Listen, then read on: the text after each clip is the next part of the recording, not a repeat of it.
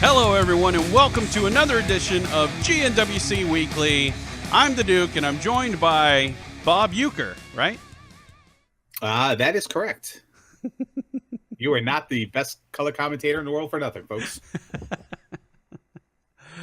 But that's Angry Larry, and we have to get into the show quick. And I'm so glad that you picked a name for me, because I'm just like I don't. I'm just gonna say Rick Springfield, and then you said, okay, well, I'm all right. They're a little better now. Well, you gave me that earlier, and I was gonna, if I would have had more time. I thought about it as I was restarting earlier because of my technical issue, and my recurring technical issue that is just baffling. But anyway, but I thought about trying to find someone who, like, never played the game, but everyone thinks is an expert despite never playing the game.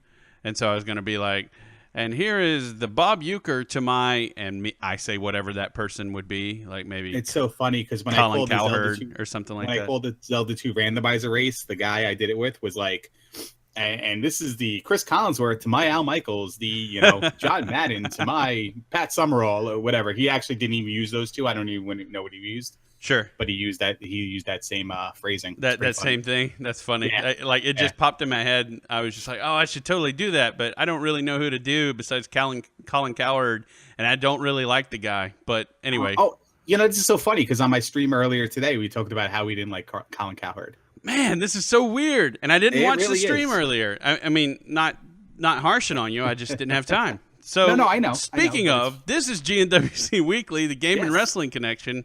I'm, again, the Duke. He is Angry Larry, and we're going to get to it. There's plenty of news and notes, but do we want to skip it? Or do we want to just we'll say skip it? I mean, the most relevant thing is probably Paige was suspended again. She's crying foul. WWE's like, nope, you failed the test. Own it kind of deal right now, and it's negative. It's soured. Somebody got in Paige's ear a while ago, and I'm not saying it's Del Rio.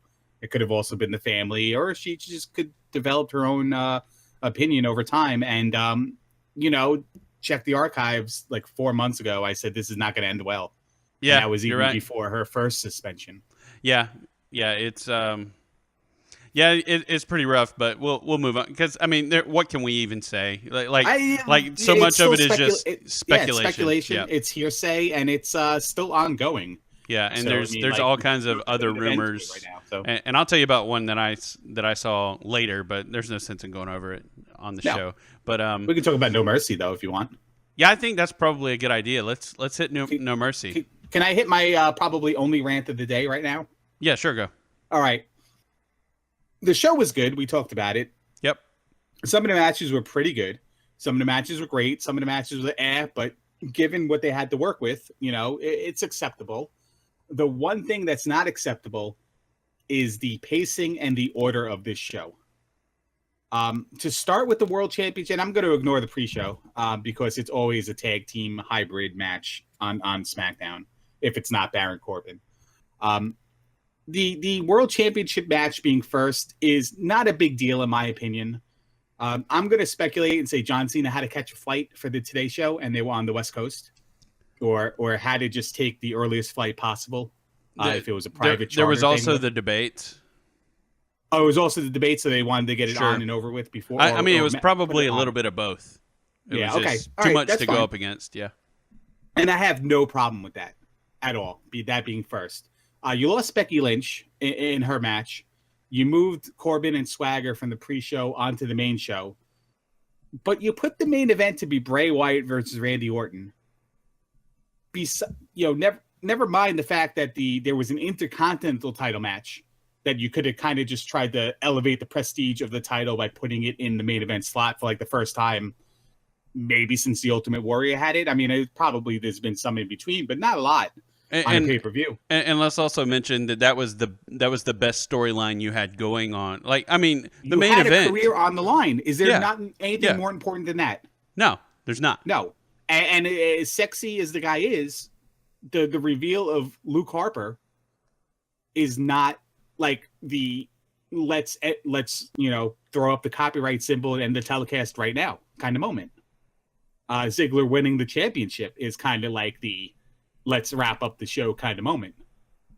I feel like, and Naomi and Alexa Bliss going on after Nikki Bella and Carmella, again, better story, a story, because this was just like an opponent. And now you had your number one contender for the women's championship losing to somebody who was like number 6th on the list, or number 5th out of 6 on the list. If you go by order of elimination, I guess, from oh no, Alexa Bliss was eliminated first, but whatever the case may be, she was lower on the ranking scale. It kind of says like anybody can beat anybody in the division, but you don't need that match on a pay-per-view. So I don't understand some of the things, but it's definitely not the World Championship match going first. It's more of like, why can't they respect the Intercontinental Championship? Why can't they respect the career being on the line and sell that story? Be like, hey, listen, it's the main event. Maybe Ziggler does lose here, kind of thing. But instead, we go with Bray Wyatt, Randy Orton, 2 kind of tired old stories, like in one storyline. I don't know. What'd you feel about No Mercy? You're pretty spot on. I'm going to. This isn't really devil's advocate. This is just maybe trying to throw some logic into the mix of why you would have the Randy match last. I get it. You have the blackout moment and the surprise return, especially after Luke had been on tour with Raw just, like 2 days before in South America. So it is, and from what I understand, it's WWE being agile with Rowan getting hurt, or Rowan having to have surgery and stuff like that. But still, you're right. It doesn't make a lot of sense other than that moment. But then there's one other thing that I thought of, and I didn't really want to throw it out there because this isn't to cast aspersions on Randy Orton, but after what the company did to him on his return, the guy could demand that every pay-per-view he's on, he's in the main event, or he leaves. Or he sues them. Because, come on. You have someone who's concussion prone, and you put them in a position to take shots to the head intentionally. It's just stupid. It's mismanagement of talent, and then he gets a concussion from that happening. So, honestly, I'm not saying he's holding them over a barrel, but he has every right to, in my opinion. And so that's not to justify it. I'm just saying that could be one more factor in the mix of, it's going to be the main event because I say it's going to be the main event. Well, I tell you why. If he wanted to punk him, you know what I'm saying? If he wanted to play that card, I don't know that he necessarily did, but I'm just saying it might have more. Might have more to do with Wyatt and Orton being like number 4 and 5 on the list of possible heavyweight SmackDown world champion, and like just pushing their brand more now, so that whenever like the Dean, AJ, Cena love triangle ends, that one of Bray Wyatt and or Randy Orton are like in line and viewed as a legitimate contender to then step into that kind of match. Because SmackDown really runs on tiers. I guess Raw does too. The brand split now runs on tiers. And the heavyweight title picture on SmackDown is 3 people right now. And they're all wrestling at the same time for the title. So what happens when that rolls out? Well, Bray Wyatt and Randy Orton are the only people in the bubble right now. Yeah. Everyone else is somewhere kind of like, I guess the Intercontinental title is just Ziggler and Miz anyway. And your other wrestlers, your Corbins, your Swaggers, your Kalistos, they're like all somewhere else. They're not even vying for any title right now, or like on any sort of rankings for the title. Yeah, and I will go ahead and spoil something, or just say something that may be on the horizon. It's worth noting that I know we're not talking about SmackDown the show yet, but the dark match last night for SmackDown was an intergender 3-on-3, and yes. it included, and the guys were Corbin versus Cena, Corbin versus Cena and Ziggler versus Miz. So that's maybe that means Corbin is actually going to start moving through the ranks a little bit to have him in the ring with Cena. So could be. Anyway. Your dark matches, your house shows, they're all testing. It's all like put people in a room, show them a TV show, and ask them what they think, kind of whatever that's called. Sure. I forget what it's called. It's some sort of testing. So you always have those oddball dark matches or house shows. I mean, it could be. Listen, it very well could be, and it kind of has to be. Yeah, that's what I'm saying. Is like you got to have somebody or, step up. Yeah. So why not have someone? You know, the best person to test them out with, obviously, is Cena. Right. And Cena doesn't necessarily want to be on TV all the time, so that's a good place to do it. And one of my bullet points for No Mercy that wasn't really like said out loud, but was kind of like said internally was let's see what they do after this. I'd be interested of who's coming out of it and going to challenge for the title, who's coming out of it and going to challenge for the Intercontinental title. And it's going to be the same people. So like 3 pay-per-views in a row, kind of, or Survivor. Well, it's interesting. We'll talk about Survivor Series a little bit later. Sure. So there's no direct SmackDown pay-per-view after this, but it looks like they're still setting up like Ambrose versus AJ and Miz versus Ziggler as well. Hey, what's the best part of No Mercy for you, though? Oh, Miz Ziggler was fantastic. It was really, really way better than I expected. It was so well done. I can't even tell you the whole Maurice spraying the eyes false finish, the whole here comes the Spirit Squad stuff, the referee kicking him out, the roll-ups, Ziggler losing his boot, and you're like, all right, here's how the Miz wins. He just smacks him with the boot. Yeah, that's what I was thinking. Never comes into play. Right. No, but it becomes another obstacle for Ziggler to overcome. You know, I'm going to risk breaking my foot to pull this off. It was so good. It really was. It was like the story was just, you didn't even need everything that happened. See, that's when you know a match was really good. When you didn't even need any of the build-up to actually pull off the match.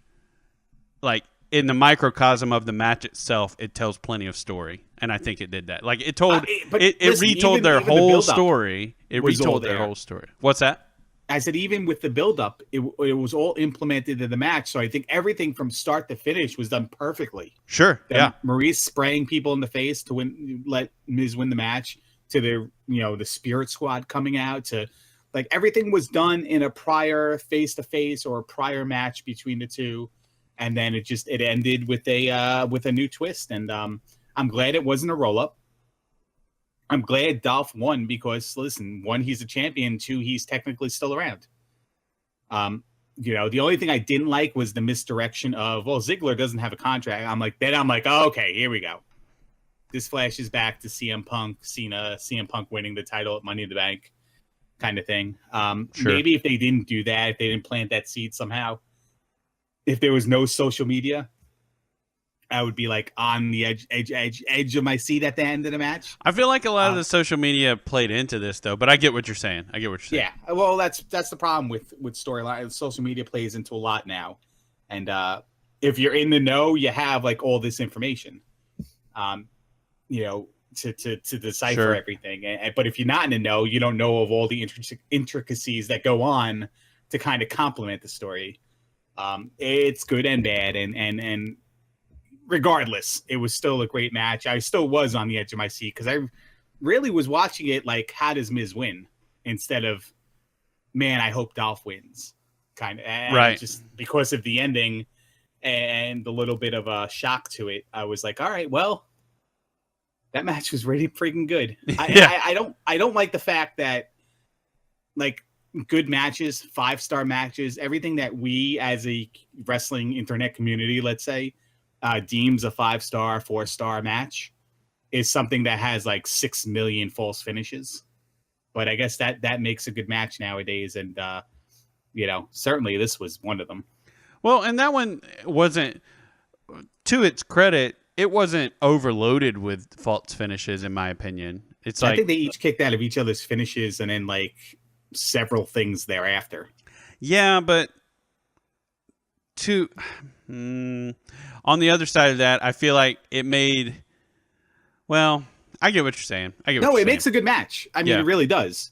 But the false finishes in other matches on like Raw or whatever bring a match like this down a little bit. But this match was so good, like I don't feel like that affected it. Sure, I got you. I'm speaking in general and not Yeah, specific. yeah. I got you. I got you. Yeah. But I guess speaking of Raw, let's move on to it, and because we both had the same high and same low from No Mercy, and yeah, let's move on to Raw and talk about Raw this week. What you got? Well, it starts out with Sasha Banks in the ring, so you know what's going to happen next. Here comes Charlotte, and here comes Charlotte. So this is like the 27th consecutive Raw in a row where one of the two has been in the ring and the other person's come out. Interesting, though, this time is because Sasha Banks challenged her to a Hell in a Cell. Charlotte pretty much just accepted. And then what happens, Duke? But then she gets interrupted by Ruru himself. Fantastic. Like that was as soon as his music hit, that popped me. Yeah, me too. I started cracking up. I'm like, I can't believe. I'm like, this is. My wife was actually in the room with me watching wrestling, which I know has to be just agonizing for her. But I said, "Oh my gosh, this is good." And as it went on and on and on, and all the way through to the break, I said nothing about this was wrong. Every single thing that they did was absolutely within the confines of the story they're trying to tell. Was perfect. Perfect. Can I give you one wrong? Okay. He didn't scream in Bulgarian. Okay, fair enough. we didn't get any matchka. Where was the matchka? Start rambling in Bulgarian at him. Yeah. That would have been tops. That would have been icing on the cake. There was a small part of me, and I know better. There was a small part of me that actually thought we might see a Sasha and Charlotte versus Rusev match. I know. Very, very, very small. I know it would never happen. I know better than that. But like it just kept building towards it. I'm like, no, they're not gonna. They can't. They're not gonna. But then they double drop kicked them out of the ring. Oh my god, that was good. Yeah, and it was cool how they were like, all right, fine, let's do this, and they did it, and then they're like, all right, we're enemies again. Everyone played their character to perfection, in my opinion. Right, and then they announced the mixed tag team match, and I'm just like, well, now this makes no sense because Charlotte's now teaming Rusev, and Charlotte kind of put down her guard against Sasha Banks and said, all right, let's do this. And now she's going to team with the guy that made her a partner with her enemy. To then, that part didn't make sense to me. But I guess logically, you had 4 people in the ring of 2 genders that you have to kind of naturally pair them off, challengers versus champions. Well, and it was in the moment, it was the enemy of my enemy is my friend with Charlotte and Sasha. But then but now the enemy of my enemy is my friend. And the enemy it was of my the same enemy, right. I don't know. Like that part, the second part of it didn't hold water to the first part of it, but understood. It was still cool. But the opening was great. Oh, absolutely. I totally agree. I liked it a lot. Now, something I like. Well, let me just say this: it's beginning, Duke. It's beginning. Sin Cara is now part of the Cruiserweight division. Yep. Slowly but surely, these WWE guys are going to make their way into the division. Oh, I don't want Larry to be right, but as more of them filter in, then you have guys like, well, there's... I feel like I saw Neville and Sami Zayn beat Bo Dallas and Curtis Axel. By the way, really good, by the way. How dumb and stupid. Like, I feel like they're just destroying Bo Dallas. Like, it's so stupid. Like, he has no personality, he has no charisma. I didn't hate it. I like Angry Bo. But he does not, like, Bo, being Bo, was good. It was funny. It was entertaining. It had a place. And then, like, because Adam Rose gets suspended and quits or gets fired or whatever, they take Bo Dallas and they do nothing with Curtis Axel. And they turned Bo into serious Bo. I mean, it probably has a point, and I can't like everything and everybody's character all the time. But I mean, I thought they had gold with Bo Dallas, especially circa 2013, early 2014 in NXT. And then they kind of they pulled that out a little bit in Social Outcasts. from being the motivational speaker, which was still good, to being the Bo that everyone thinks everyone loves him, and they kind of do, kind of don't, but acts like they do all the time. And now he's like he's like got like an Eva Marie personality right now. He's like soulless. He's like dead inside. And I don't know if I particularly listen. They're not even putting Darren Young on TV anymore, and I feel like Bo Dallas has Darren Young's spot on TV. And I don't know the difference between the two right now, because Darren Young had Bob Backlund, he had charisma, he had a little bit of a crowd support. Bo had crowd support, and it just seems like whatever. If you want to take the bottom tier, the bottom rung of the Raw TV show every week, I just feel like they haven't made anything work with it. I don't know. It's weird. Well, this is Bo, though, who they put on TV immediately after he got kicked off a plane for being intoxicated. And arrested, by the way. So it's kind of interesting that they're putting a guy on TV every week now who just got in trouble in the public right before they started putting him on TV, which is interesting. And I guess maybe it's because I don't know. I can't you can't logic that out necessarily, except that I think I could try.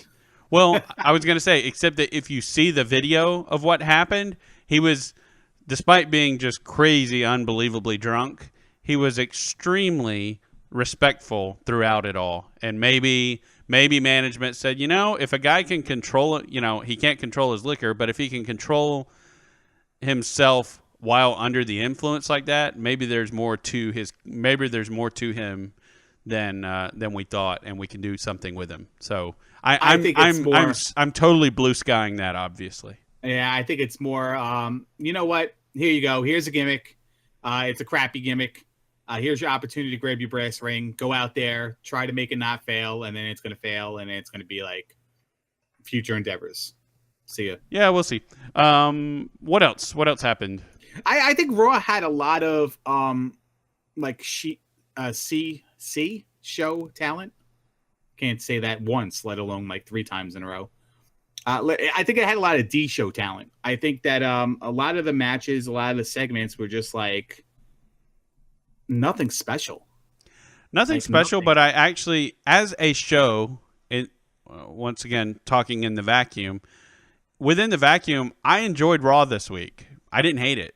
Like, nothing really had me rolling my eyes. And now I know you don't like what's going on with Bo and Curtis Axel, but on the flip side of that match, you had another cool tag team showing of Sammy and Neville, which I know the cynicism that is easy to apply to that is, yeah, but that's going nowhere.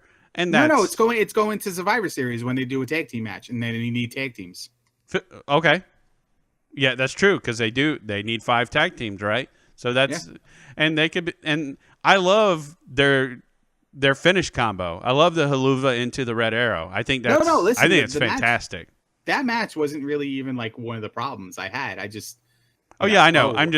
I was just taking actually Bo never even got in the match, did he? It was all Curtis losing, and Bo just walked away. Yeah, pretty much. Yeah. I mean, Curtis it's just squashed. Like Braun Strowman versus 2 jobbers. Truth versus Titus O'Neil, Becky versus a jobber, TJ Perkins versus Daivari. Like, there's a lot of matches on this. Like, if you look at Raw from a what happened, like a match listing perspective, you're just kind of like, okay, like I'm glad I missed that one. Yeah, I didn't hate it. I loved Jericho all over the place. Yeah. Maybe it wasn't all over the place. Maybe it was like 2 or 3 segments, but so good. Yeah, I feel like they may be at the point now with Jericho, and this is where they should be, honestly. They may be at the point with Jericho where they're like, okay, what do we have to do to keep you from going on tour with Fozzy? Well, I don't necessarily know. What do we need to do? I don't know if they can necessarily do that, but what they can do is they can just keep him around here and there and work with him in between tour dates or something.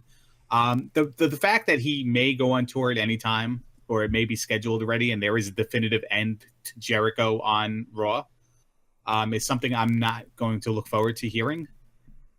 Sure. He's so good right now, he could get a world title run and the fans would eat it up. Whereas opposed like so. 5-6 months ago, he just kind of wasn't like he wasn't really in Jericho character. He hasn't been in Jericho character for years. He's just been a dude who's came around, who's enhanced talent, and who kind of just like strengthened the roster as far as selling tickets and interest and stuff like that. But now he's his own guy again. The fact that he has to maybe turn on his best friend or split with his best friend to get that world title shot, I don't like, because they're so good together. But man, can you imagine the matches they'll put on together though? Oh, absolutely. And that, I feel like they've worked each other before as well. Early on in Owens's debut Owens's debut probably coincided with Jericho coming back. They were pretty close, yeah. Yeah, because Jericho, I think so. Because Jericho had the match with Neville in Japan when Owens lost the title, so they were definitely around around the same time. Right. Well, they're around the same time now, so that argument made no sense. No, it made sense. But it could put on some good. But man, their banter back and forth, and I love stuff like this. I love that comedic chemistry, and it's so good. Like they could be in 7 segments a night, and just like, and the fan, it's not just me personally, the fans are eating it up too. Yeah, and it still is a little weird, and I hope they flesh it out a little bit, which they have time to. It still is a little weird that Jericho went hard in the match when you're expecting, like, it either needs to be he very deliberately goes for the win and Kevin sees that, or he very deliberately, like, it was a weird story that they were telling, because they were kind of telling, they were sort of, they're heels, but they were sort of sticking to what they said, in that whoever wins, and we're going to make sure that we hang on to the Universal title, because if one of us is, then both of us is. And to hear Owens actually confirm that, I feel like Owens was condescending when he said that. Well, Jericho said it with his heart. Sure. Owens just said it with his mouth. He was mocking Jericho. It very, very well could be, and that's how I interpreted it at first. But then when the match came, it was just like, well, Owens was helping him win. Like, Owens wasn't doing anything to prevent him from winning, Anyway, it's kind of like the opening segment where like Charlotte and Sasha Banks were helping each other because they were both annoyed with Rusev, and now Charlotte's all of a sudden teaming with Rusev. She was so mad at her. Yeah. She's so mad. It is similar enough. Yeah. Yeah. So they were telling the story of like Kevin Owens being like, well, no, I don't want you in this match because it's my match. I don't want to fight 2 people. And, I really don't want you to be the champion because I'm the champion of us being friends. And then when they had the match, like you said, it's like Owens is rooting him on. It was at the point where, and might be deliberate misdirection, but deliberate misdirection with no sense being applied. You kind of feel like Owens was going to take out Rollins and then thus get his friend disqualified and thus keeping him out of the match.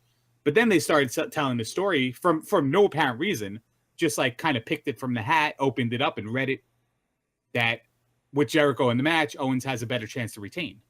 Well, where the hell did that come from? Because then you were just basically saying that Jericho had a chance for the championship, and now all of a sudden they're going to work together to make sure Owens retains. It didn't really make sense, and that's kind of my point with Raw this week. Is like there's a lot of nothing that made sense. Yeah. Okay. Going on. I mean, that's fair.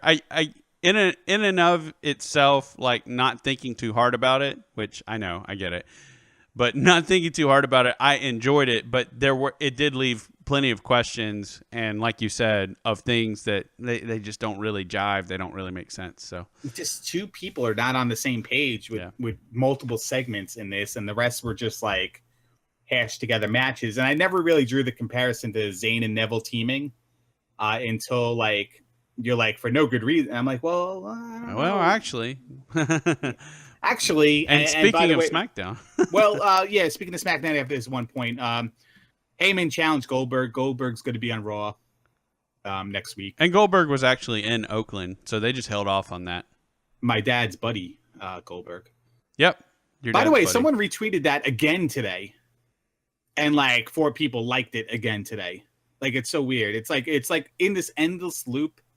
By the way, for those people who don't know, Goldberg took a picture in front of an aircraft carrier that my dad was on in the Navy. So I asked Goldberg a question, didn't expect a reply. Is that the thing? My dad was on the ship. Goldberg said, yes, thank him for his service. So I told my dad, Goldberg thanks you for his service and stuff like that. So he's not Goldberg's, biggest fan. But it's in this endless loop of like spam accounts, like liking the tweet, right, and retweeting the tweet. It's crazy. It's like every spam webcam girl or whatever shill account on Twitter is now like retweeted and liked this tweet. It's pretty funny.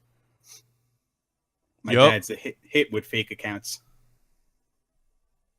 But I'm ready. I'm ready to talk about the real star of this week. Who is that? James Ellsworth. James Conlett. James Ellsworth. Oh, Ellsworth. Okay. How good was that? It was. Let me just say. Let me say this. How much would that have pissed us off if it was just any other dude? And how much did we love it because it was James Ellsworth? I know. Any other dude were like AJ Styles losing to this guy. Even I don't care if Ambrose is in the match. It makes no sense. You're sullying the title. Like, it's disrespectful. Like, but it's James Ellsworth. Well, and I've heard him on podcasts. I've heard him on Jericho and on Sam Roberts' podcast. Shout out to those guys, like they need it. Maybe they could give us a shout out. That'd be great. So go ahead and return the favor, Jericho and Sam Roberts. That'd be great. But anyway, Mauro Ranallo, it didn't work with him, but maybe. Yeah, it's true too. Good point. Yeah, I mean, we got tons of retweets for that. Anyway, where was I going with it? Oh, I've heard him, and the dude is just so like, hey, whatever I can do to help. Like he's not this guy that. I mean, it's I know that's how you should be. That's how you should be. But there's so many guys that, and like even. Like, I've heard things with NXT guys, and they act so, like, baffled that they were let go or whatever. And it's just like, well, were you there to, like, actually fulfill your role? Or were you there just constantly, jaw-jacking about it? Yeah, and just trying to put yourself over when you could have made yourself more useful, and then eventually you get put over, because that's happened with plenty of people, right? And I know everybody's situation is different, and some people probably – personalities clash, and then, people can't see past petty stuff like that. That happens. That's life. But anyway, he's just so grateful for whatever opportunity they throw at him. And the coolest thing I've heard about him is when he did his thing with Braun the first time, any man with 2 hands has a fighting chance. When he did that and he jobbed out really good, of all people, do you know who told him he did a great job? I'm going to say it was Mick Foley. Vincent Kennedy McMahon left his position in Gorilla to come out and shake James Ellsworth's hand and say, "You did a really good job, kid. That was great." Wow. Yeah. So I mean, as an indie wrestler, just a small time promoter like him. I mean, come on, can you get a better compliment? I mean, seriously, the guy who essentially runs the wrestling world, whether people like it or not, he does. So it's a big deal. It's a really big deal, and it speaks to why we keep seeing him, because Vince is like, hey, if he wants to do more stuff, find a place for him. Whether it's a full-time thing or, 6 months from now we're saying, where's James Ellsworth? Man, it'd be great if James Ellsworth was back. It's fine. But to that point, don't tuck your chin on the Styles Clash, please. Yeah, ask please don't do that. How that happened. Yeah, please don't do that. Yeah. I mean, you tuck your chin on every other bump. I don't know what happened. I mean, it's just... Well, I looked at it... I don't know if I sent you this one or not. I think I sent it to you, or the one I sent to you is the one that I noticed something. The more I watch that side angle from a fan of what happened, the more it looks like he just couldn't get his head back. That's what I'm saying. Like his head looked like it weighed 100 pounds at that time. Right. Yeah. He Just was the blown, centripetal. like he was blown up to hell. Yeah. I think That's what it looked like, was that he wasn't prepared for the motion of it. And there is, I didn't really notice this until I saw some people point it out, but AJ is such an amazing athlete that the dude saved him. If you go back and watch it, and you got to really be paying attention, but AJ actually kicks out one of his legs, so it pulls as he's going down, like as he's in mid-fall, he kicks up one of his legs so that it pulls James off the mat more, so that his head doesn't. Can you technically do and see that at the time? Like on AJ Styles, when he's doing the move, can he detect that James's head is down? I mean, he looks down when he looks down when he's doing it. And so I wonder when if that's something when he makes the jump. I wonder if that's something he just does all the time since Yoshi Tatsu, or since being in the WWE, where somebody's like, all right, you gotta do this, you gotta do move like that, you gotta do move a little bit more safely. Right. Something like that. Not something specific he did to that moment, but I think that also Ellsworth did get his head back to a better position.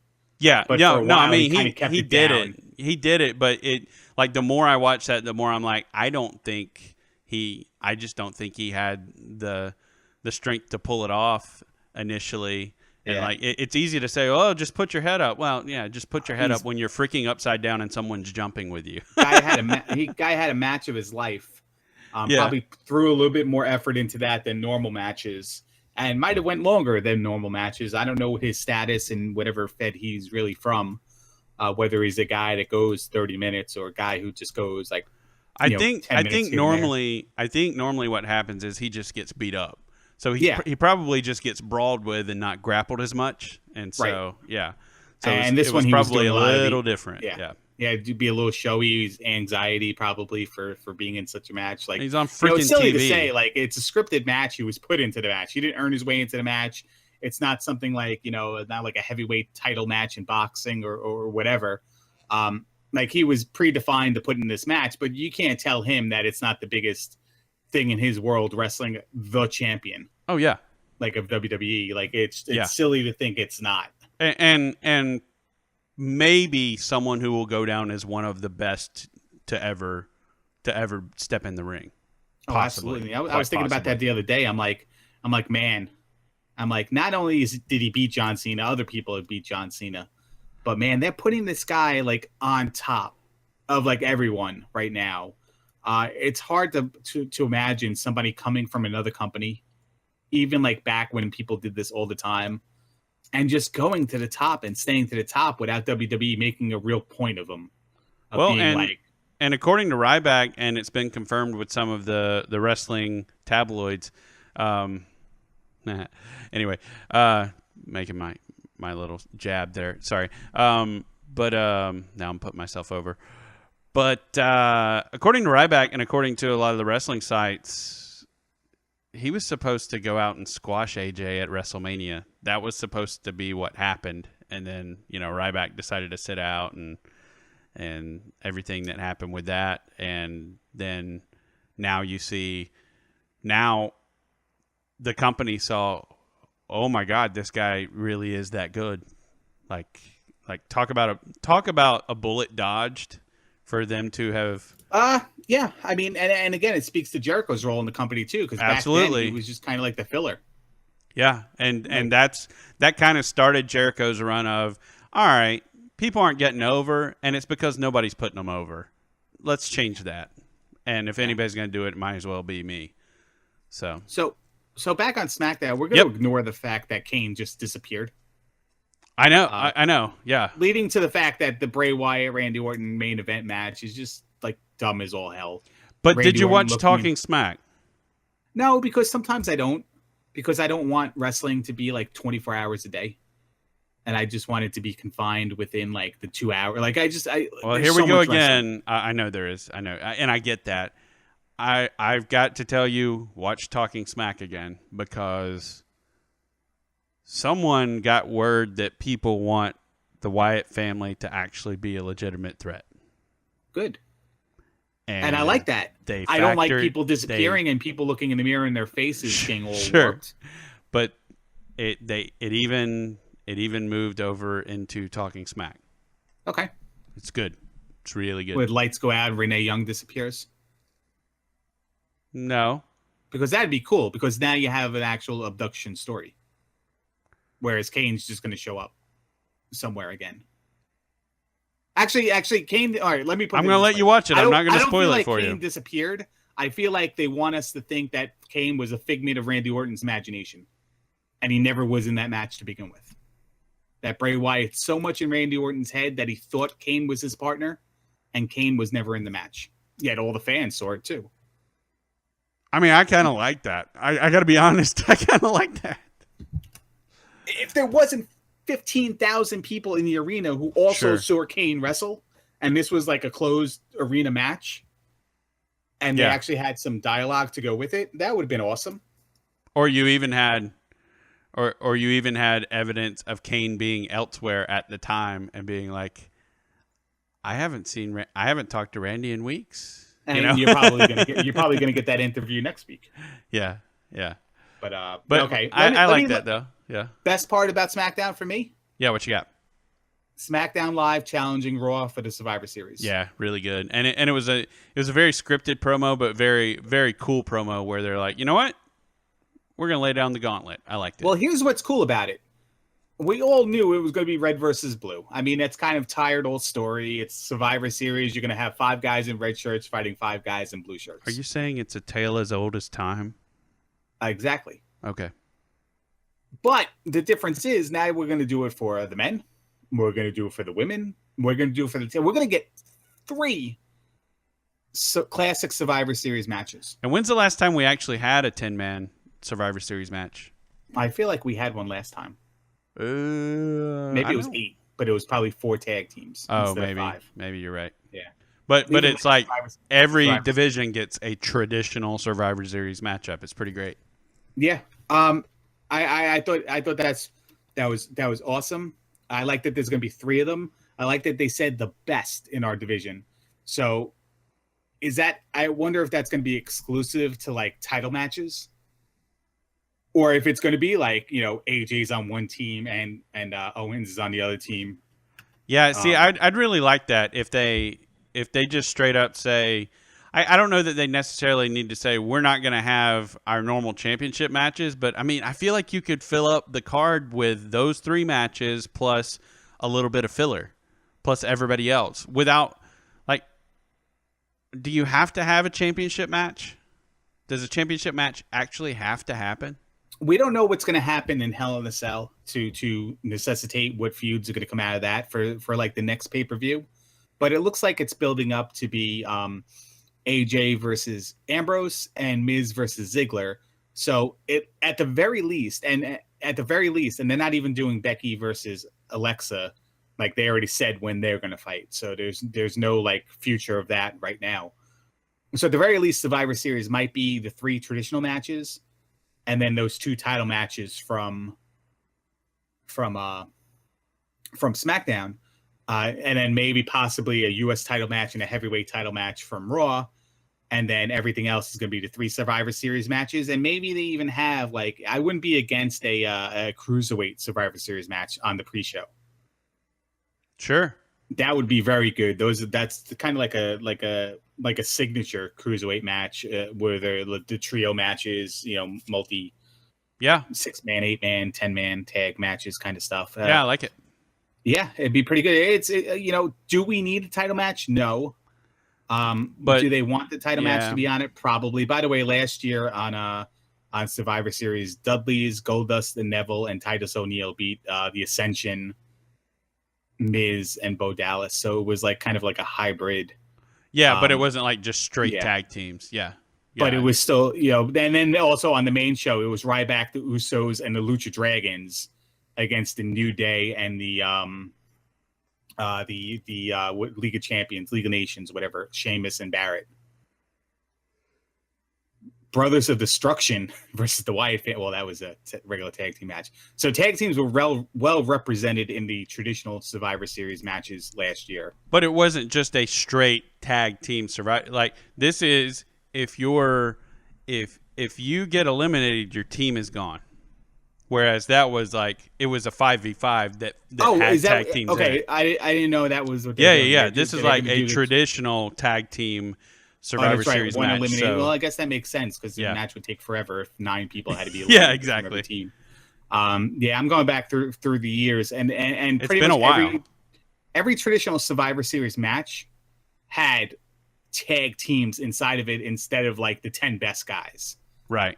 It was the filler for that traditional style match was just to have just tag teams in the mix instead of individuals. And in fact, there's been 2 of them every year. So I don't know where people are saying like we get 1 a year. Probably way back in the day, we only got 1 a year. But actually, here we go. Here's the first time I saw it going backwards. 2011, it was Team Barrett. Wade Barrett, Cody Rhodes, Dolph Ziggler, Jack Swagger, and Hunico Sin Cara versus Team Orton, Sheamus, Mason Ryan, Kofi Kingston, and Sin Cara. So it was Sin Cara versus Sin Cara. The world kind of blew up that day. Big Show versus Mark Henry. Nothing has ever been the same. Nothing. No, I mean, God, I can't. I've said it before, but the time that Psychosis fought Psychosis and it was on the Spanish channel, I didn't know what was going on. That guy's Psychosis, but that's Psychosis without a mask. I know that. Yeah. Calling him Nicho. I don't know what the hell that is. Yeah. So SmackDown was I really like that part of SmackDown. Yeah, sure. And the women's division is kind of like the tag team division right now, where it's like we have these group of people and they're just like all beating each other. And it's cool, and it probably makes for a competitive division. But it's like anti-Raw where there's just 2 people on top. And I don't know if I like the one extreme over the other.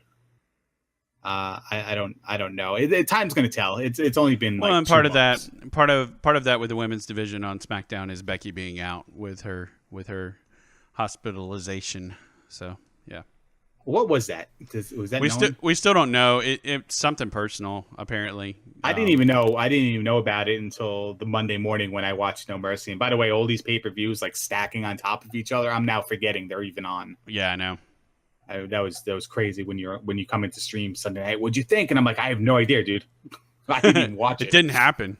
Didn't happen. I don't even remember doing the preview show. That's how destroyed I was. But I don't know. You anchored SmackDown that this one. week. Who had the better show? I liked them both for different reasons. I liked that SmackDown did they showed some of the fun side of wrestling. Some of the not everything has to be so serious, and we can.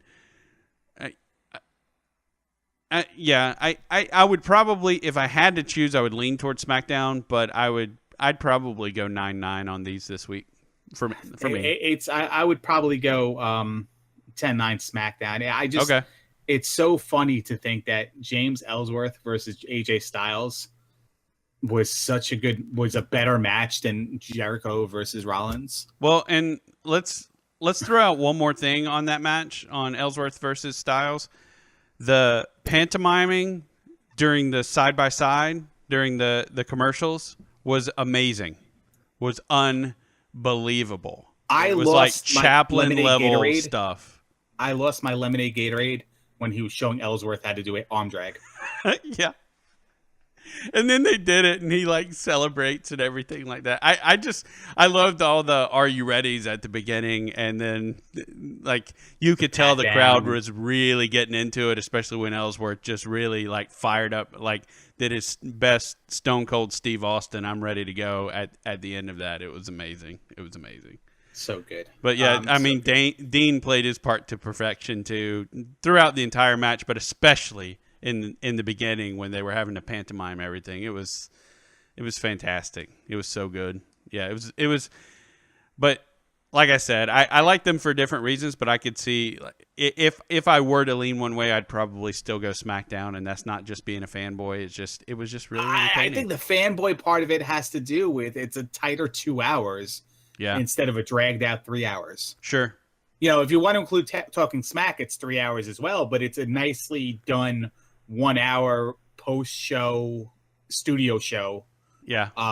That they're really two different, like, you know, you can watch them all together in 3 hours, but it's kind of two different things. Sure. Whereas Raw is just like, it just feels like it, with the commercial breaks too, it just feels like it drags on. Well, and there's one last thing to say about SmackDown before we move on. We did not see Kurt Hawkins and his match as he promised. Waits for Kurt Hawkins. Yeah. Okay, so you actually did see it. Okay. It was on one of the things when I was looking up the match listings. It was like Kurt Hawkins displays, you know, tells us time waits for no man except Kurt Hawkins. That's so good though, but it's like you know where it's going. You such an idiot. But you know it's going to like irrelativity, if that's even like a word. It's like not going to be. Well, what's funny is I was getting really disturbed by how awful it was until that video. Like, I was like not seeing him and people being like, "Where was he?" And then seeing that video and that was his answer to it. I'm like, okay, I'm on board now. I like this gimmick now. it's pretty funny because of all the times, how come they've never done a Chuck Norris gimmick? Yeah, that's a good point. There's never really been one. It's been like a meme. It maybe it'd be like the original meme of all time. Yeah. Like Chuck Norris, like, you know, whatever. I don't even know how to do it. Like, well, before things were really memes, there were Chuck Norris jokes, and they had permeated society. So yeah. I really feel like that's the root of memes, and probably not, but it's pretty close. Never have a character like that, and now you do. It's like, of course, it's going to be awesome, but it's WWE. So what is he going to do? He's going to wrestle a few times, win a bunch, and then he's finally going to lose, and then all of a sudden he's going to lose every time and disappear again. I still think they missed an opportunity, and it may be just they're like, we just don't have time. And he had the cane. Yeah, he did have the cane, by the way. And we actually saw Kane as well. See, so we called both sides of it. No, we didn't. No, it wasn't actually Kane. Match. Orton was by himself. You're right. Okay, so I still think the missed opportunity, if he had been on SmackDown, would be for him to have come to the ring and pulled a match out of his pocket and then left. Well, he also didn't, because he would have had a match. Yeah, I mean, I think you had a kind of a little bit of a better gimmick to enhance him as well, because on No Mercy, he came in the ring to make an announcement that he was going to wrestle on SmackDown. But like you tried to say, you said he's going to come into the ring and say Kurt Hawkins is in the ring and then leave.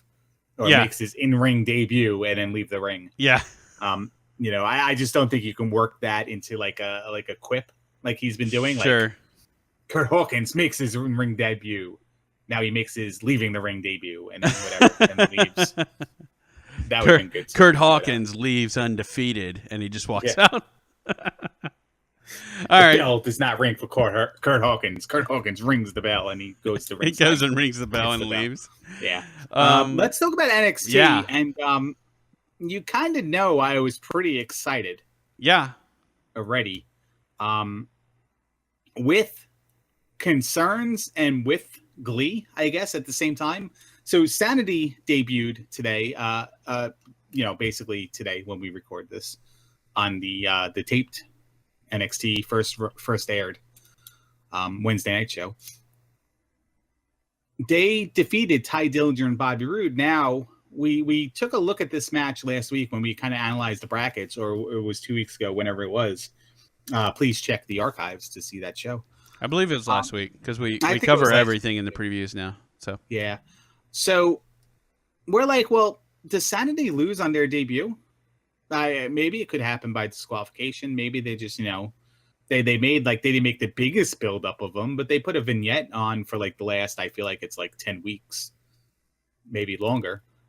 Or is Bobby Roode and Ty Dillinger like the crowd's favorite tag team going to lose in the first round? It's like, well, one team's debuting, one team is like the mega over superstars together, but the difference is they're probably going to split up, where Sanity is going to probably be treated seriously.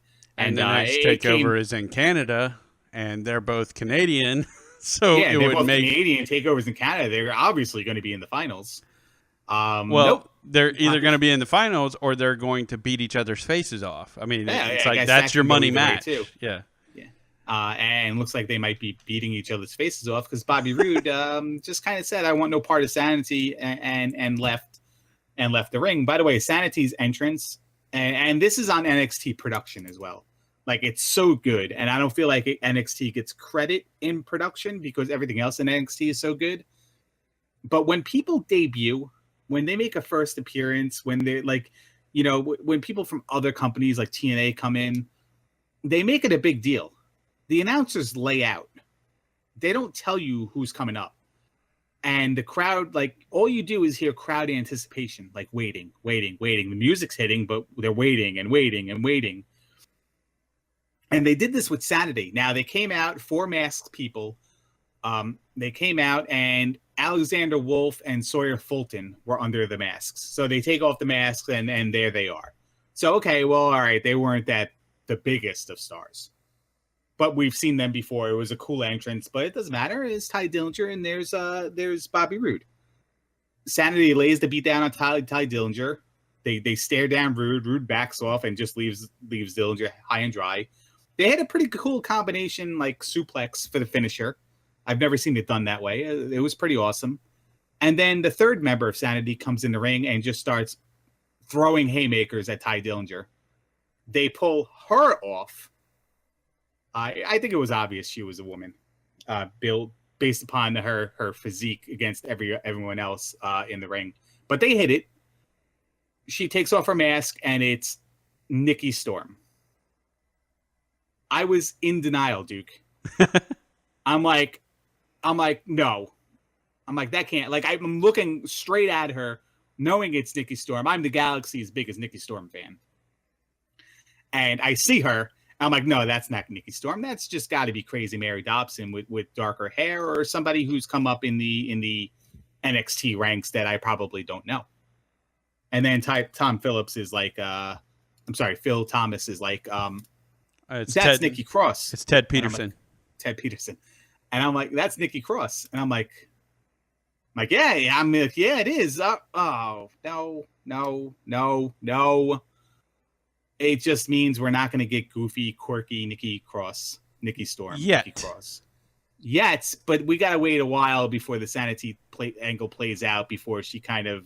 But she's in a significant role, Larry. You can't you can't ask for much more than that. She's in the one thing I could ask for, though, because she has role. The cute baby face, is that maybe she should have had like some sort of like black smear like all over her face. Like nothing that was like traditionally painted, but just something like, you know, a crazy person would just slapped on. Maybe we'll get that, but that's the only gripe I had. Well, the only gripe other than I wanted to see Nikki Storm be Nikki Storm. But she's in a significant role, and we're going to see more of her, and it's going to be awesome. And hey, listen, she's Nikki. You were wrong. She's Nikki. For now. I know. But I think as time goes on, I think that's going to change, because she was Nicola Glenn Cross, and then Nicole Glenn Cross, and then Nikki Glenn Cross. Now she's Nikki Cross. She ever makes her way to the main roster. You think she's just going to be Cross? I think she might be Glenn Cross or Glenda Cross or something like that. But I feel like they'll keep her Nikki. I feel like this is now a definitive name, and she's now made her debut. Yep. Unless she's called something else next week, because, you know, the Sanity people don't have names like Nikki Cross. Like, she'll just be Psycho Inmate number 2 or something, Inmate number 3. You know, unless they do that kind of change, I think she'll be Nikki Cross going forward. I think that kind of she'll never be named Nikki is kind of, I think that argument's kind of dead. I'll lose that one. Sure. I'll accept that. You'll happily. But then the big reveal, the leader, the other guy on the outside, Eric Young. Yeah. And you kind of thought it, like, Talk about a triumphant return, though. You kind of thought it, you know. When he came out, I didn't look at him and be like, that's Eric Young based on this. It was just like, that's Eric Young. Like, I'm calling it now. That's Eric Young. And that's Crazy Mary Dobson. And the other two, I don't know, Homicide and Hernandez. I have no clue. And, yeah, okay. And then when they took the mask Hernandez off, and it was breached another contract. Yeah, when they take the mask off and it was Sawyer Fulton and Alexander Wolf, I'm like, I've never seen these are NXT guys. I can't recall their name. They look a little bit different. They had face paint on too, right? I don't remember. No, they didn't. They just had masks when they took them off. It was pretty good, and I don't know if this is we called it. I called it, but I think you kind of on board with it. when we were speculating about Sanity when we first saw the things, and we're like, oh, I heard it was Eric Young, I heard it was Crazy Mary Dobson, I heard it was not great, you know. I'm like, wouldn't it be cool if it was just a faction? We can go back and check this. I am definitely right on this one. You said that. Yeah. And it's like, well, we have a tag team, we have an individual, and we have a female. And then yeah, it's great. Like, cover every division. It's fantastic. And run the gambit. I mean, can we have a way, like, I guess it's viable. I guess it could happen in time. Could this be like the way the Wyatt family should have been? Just absolutely dominate everything. Take all the titles, be dominant, represent every division. There's even a female involved, and you know, maybe it won't grow, but like, here it is, and we're playing. And this is NXT, so I understand we're planting this seed now. Talk to me when like Dallas takeover happens next year, and try to convince me that Sanity is not like holder of all the titles by then. Or I agree, they should be. Majority of them are in the picture. You know, well, and between now and then, Revival should be on the main roster. Samoa Joe should be on the main roster. Nakamura should be on the main roster. It's just like turnover. Yeah, yeah. But it might be Nakamura, Eric Young. But listen to this, Asuka. How do you beat Asuka? Well, have three psychos outside the ring when you fight her. Yeah. Have her have nowhere to go when Nikki Cross decides to leave the ring from time to time, and Asuka just has to sit there and wait it out. Like, just get in her head. Like, for once, someone can actually get in Asuka's head. That's great. That's a great story. Or for once, maybe a male will distract or hit a female and cause the female match. No, I think what happens is that's where you get the Wonder Twins activate of Ember Moon coming to Asuka's aid. Is what ends up happening there.